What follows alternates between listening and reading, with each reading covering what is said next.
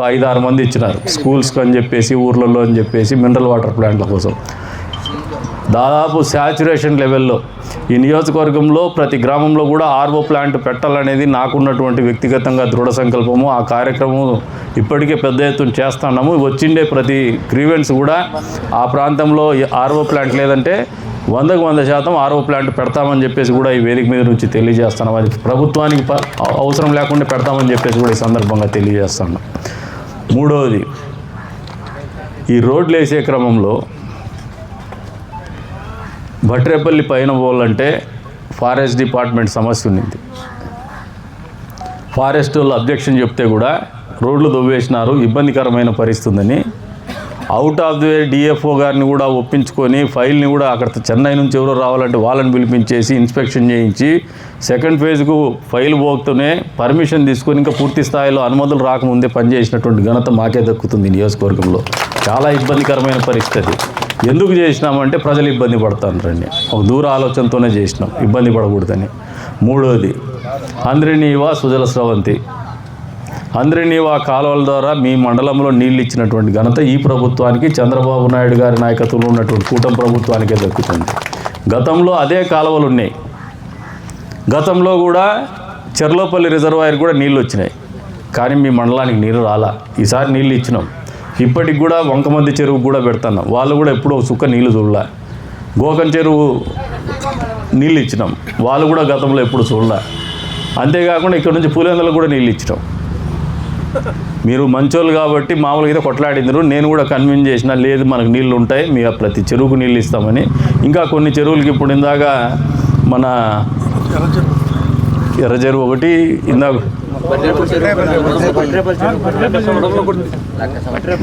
ఇంకా కొన్ని చెరువులు ఉన్నాయి. కొన్ని చెరువులకి సింగనపల్లి చెరువుకి నీళ్ళు ఇచ్చినాంలే. కొచ్చెరువుకి, కొచ్చెరువు సింగనపల్లి చెరువు రెండు ఒకటే. తెగిపోయిన చెరువులే ఉన్నాయి సార్, తెగిపోయి ఇంతవరకు కట్టని చెరువులు కూడా ఉన్నాయి. ఇప్పుడు మీరు ఒక అర్జీ ఇచ్చినారు, అది చేస్తాం. ఇప్పుడు చెరువుల మీద మీకు ఓ మాట చెప్తున్నా, 100% కమిట్మెంట్తో ఉన్నాం. ఎందుకంటే గ్రామాల్లో నీళ్ళు ఇవ్వగలిగితే కరెంటు ఆర్డీఎస్ఎస్ రూపేణా 3 ఫేజ్ క్వాలిటీ కరెంట్ వస్తుంది. ఆర్డీఎస్ఎస్ కూడా మీరు సహకరించమని చెప్తాను. ప్రతి గ్రామంలో అది మంచి అద్భుతాలు చేస్తుంది. మీకు నాణ్యమైనటువంటి కరెంట్ వస్తుంది, లో వోల్టేజ్ రాజు 3 ఫేజ్ కరెంట్ ఇస్తారు. దాంతో మీరు గ్రామాల్లో వచ్చినప్పుడు కొద్దిమంది అడ్డుకుంటున్నారు, కొన్ని ప్రాంతాల్లో మాకు ఊర్లోకి వద్దని మళ్ళీ కావాలంటున్నారు కొంతమంది. కాబట్టి అది మంచి చేసేటువంటి కార్యక్రమం, దాన్ని కూడా పూర్తి స్థాయిలో మీరు వినియోగించుకోమని కోరుతా ఉన్నాను. దానికి తోడ్పాటు అందించమని చెప్పేసి కూడా కోరుతా ఉన్నారు. కరెంట్ ఇచ్చి నీళ్ళు ఇస్తే గ్రామాల్లో చాలా నాగరికత పెరుగుతుంది. పాడి పెంచుకుంటారు, పంటలు పెంచుకుంటారు, తద్వారా ఆర్థిక స్థిరత్వం సాధిస్తారు. ఎప్పుడైతే ఆర్థిక స్థిరత్వం సాగుతుందో లిటిగేషన్లు తగ్గుతాయి, రస్తా గలాటలు తగ్గించుకుంటారు, ఇంకోని పంచమీకేది తగ్గించేసుకుంటారు, ఎవరి పనులు వాళ్ళు చేసుకుంటారు. కాబట్టి మేము పట్టుదలగా ఉన్నాం, ప్రతి చెరువుకు నీళ్ళు అనే ఆలోచనతో ఉన్నాం. ఇప్పుడు ఏదైతే నా దృష్టికి ప్రజా దర్బార్లో కూడా మా దృష్టికి రాని, ఇప్పుడు ఇందాక చెరువులు దిగిపోయిండే చెప్పినాడు, గతంలో ఎర్ర చెరువు ఒకటి చెప్పున్నారు, అంతే స్థాయిలో భట్రేపల్లి చెరువు ఒకటి, లక్క సముద్రం చెరువు ఒకటి, ఇవన్నిటికి కూడా వచ్చే రోజుల్లో ఇక్కడ టెండర్ పిలుస్తున్నాడు. ఆ టెండర్లో మెయిన్ బ్రాంచ్ కెనాల్కి లైనింగ్ పనులది. ఆ రోజున అన్ని చెరువులకి క్యాస్కేడింగ్ చేయించేసి నీళ్ళు ఇచ్చేటువంటి కార్యక్రమం ఆ టెండర్లోనే చేస్తామని చెప్పేసి కూడా మీకు అందరికీ కూడా తెలుపుతా ఉన్నాను. మామూలుగా ఒక ఎమ్మెల్యే అయితే వానికి అసలు విషయం అర్థమయ్యేసరికి 5 ఏళ్ళు అయిపోయి ఉంటుంది. నేనేమంటే ఉన్నా లేకపోయినా 20 ఏళ్ళు మీతోనే బతికినా కాబట్టి నాకు కొంచెం విషయ పరిజ్ఞానం వచ్చింది. అది ఉన్నా లేకపోయినా అట్లే పడి వస్తున్నాం కాబట్టి సమస్యల మీద నాకు అవగాహన ఉంది. ఆ సమస్యల పరిష్కారానికి ఏం చర్యలు తీసుకోవాలో కూడా ఆలోచన ఉంది. రెండింటినీ అనుసంధానం చేసుకొని ప్రతి సమస్య పరిష్కారం చేయాలనే పట్టుదలగా పనిచేస్తామని చెప్పేసి కూడా ఈ సందర్భంగా తెలియజేస్తాను. ఈ ఊరోళ్ళు నిజాయితీగా చెప్పండి, గతంలో 5 సంవత్సరాలు ఒక ఎమ్మెల్యే ఉన్నాడు, మీ ఊరికి ఎన్నిసార్లు వచ్చినాడు 5 ఏళ్ళలో? ఈ ఊరోళ్ళు చెప్పండి.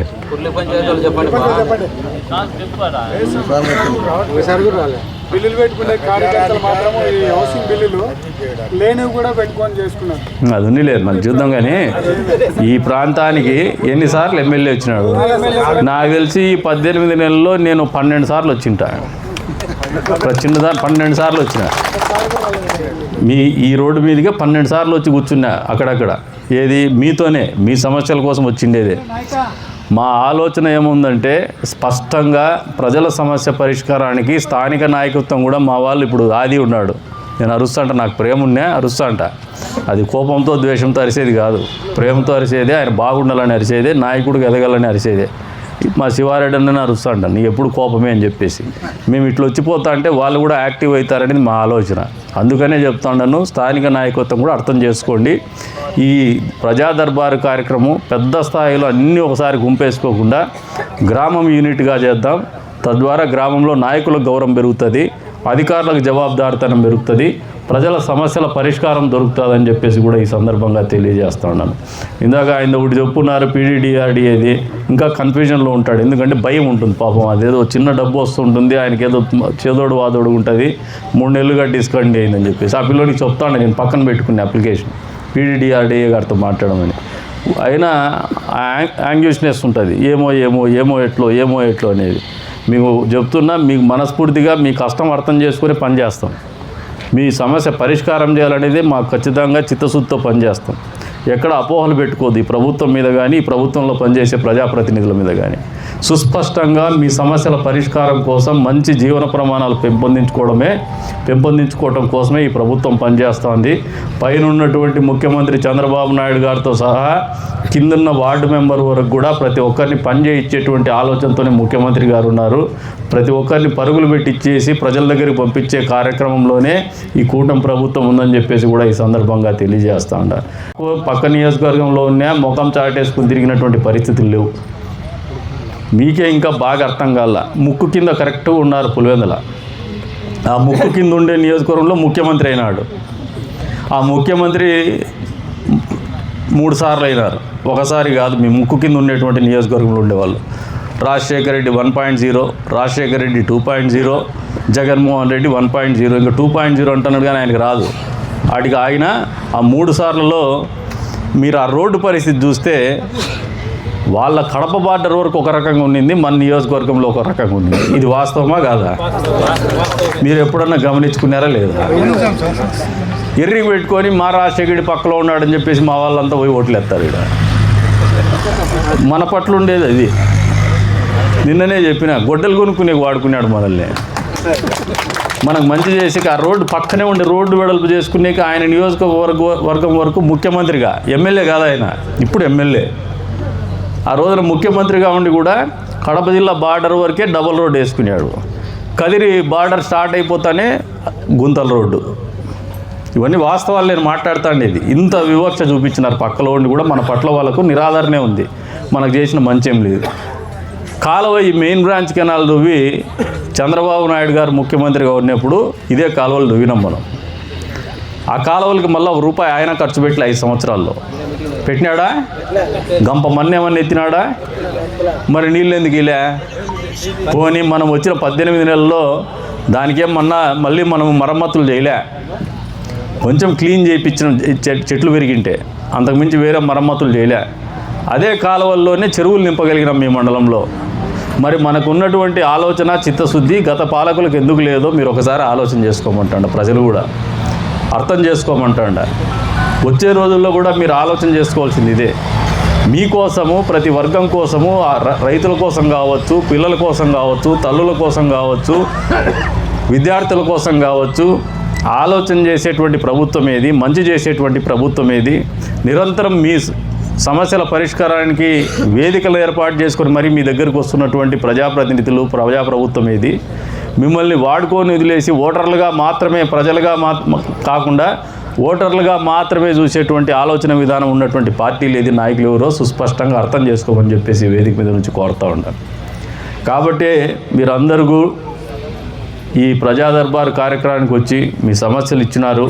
దీంట్లో పరిష్కారం కాగలిగిన ప్రతి సమస్యను కూడా అడ్రస్ చేస్తాము, పరిష్కారం చేస్తామని నమ్మమని చెప్పేసి కోరుతూ ఉన్నాను. అంతేకాకుండా పరిష్కారం చూపలేనటువంటి సమస్యలు టెక్నికల్గా కోర్టులో ఉండడము ఇటువంటి ఉండేవి కూడా మీకు తెలియజేస్తామని చెప్పేసి తెలియజెప్తాను.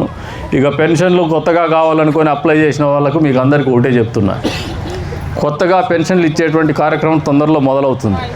ఆ రోజున మీరు ఇచ్చినటువంటి ప్రతి అర్జీ కూడా మీరు అర్హులైతే 100% పార్టీలు చూడము, కులం చూడము, మతం చూడము, ఖచ్చితంగా దాన్ని పరిగణలోకి తీసుకుంటామని చెప్పేసి కూడా ఈ సందర్భంగా తెలియజేస్తాం.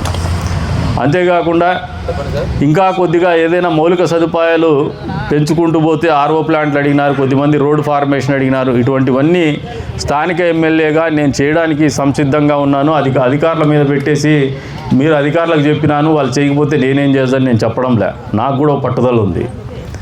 మొదటిసారిగా నాకు ప్రభుత్వంలో ఎమ్మెల్యేగా పనిచేసే అవకాశం ఇచ్చినారు. నిరూపించుకోవాల్సినటువంటి బాధ్యత నా మీద ఉంది. ఆ కసి నాలో ఉంది కాబట్టి నిరూపించుకోవడానికి అహర్నిశలు పనిచేస్తాను. ఖచ్చితంగా ఆ తేడా అనేది మీకు మనసులో తట్టే విధంగానే పనిచేస్తామని చెప్పేసి కూడా ఈ సందర్భంగా తెలియజేసుకుంటూ మరొకసారి ఈ కార్యక్రమంలో పాల్గొంటున్నటువంటి ప్రతి ఒక్కరికి కూడా పేరు పేరున ధన్యవాదాలు తెలుపుకుంటూ సెలవు తీసుకుంటున్నాను. జై హింద్.